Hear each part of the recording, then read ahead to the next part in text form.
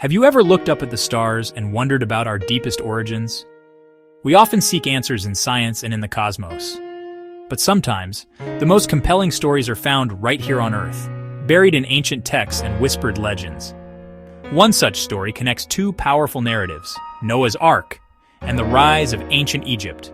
Could the mighty pharaohs who built pyramids that touch the sky trace their lineage back to one family that survived a great flood? The idea that Egypt's rulers descended from Noah's son Ham has fascinated thinkers for centuries. This journey takes us back to mythic beginnings, to a story known by billions. After the flood, humanity began anew with Noah and his 3 sons.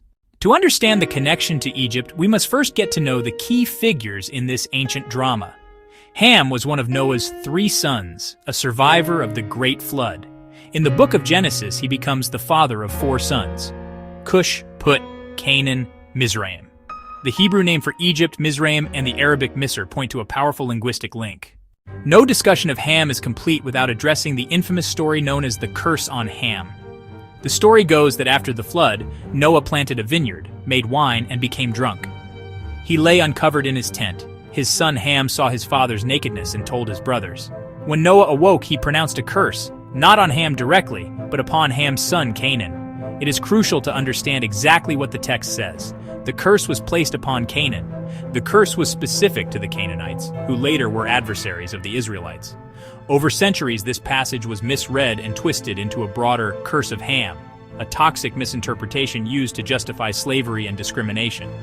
But within the biblical text, Mizraim is not named in the curse.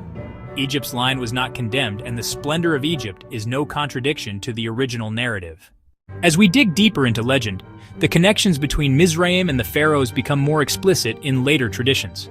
Writers like Flavius Josephus stated that the Egyptians preserved the memory of a name like Mizraim and claimed him as an early ruler. Some traditions identified Mizraim with Menes, the legendary unifier credited with founding the first Egyptian dynasty. According to these stories, Mizraim settled the Nile Valley and established the first cities, laws, and dynasties. For Jewish and Christian communities living near Egypt, linking Egyptian origins to Scripture helped explain the powerful civilization around them. It was an intellectual synthesis, weaving together myth, tradition, and local memory into a coherent world history. In this view, the pharaohs were part of the same human family descending from Noah. But these accounts were written long after the events, traditions and scripture mixed with myth, not modern archaeological proof. When we turn from ancient texts to modern archaeology and Egyptology, the picture changes. Historians and archaeologists build history from physical evidence, inscriptions, ruins, tools, pottery, and bones. They see long, slow development, hunter-gatherers to Neolithic farmers, to Badarian and Naqada cultures. Small communities merged over centuries into chiefdoms and then kingdoms, Upper and Lower Egypt. Around 3100 BCE, a homegrown ruler, often called Narmer or Menes, unified the Nile Valley, evidence of local continuity rather than a sudden immigrant dynasty.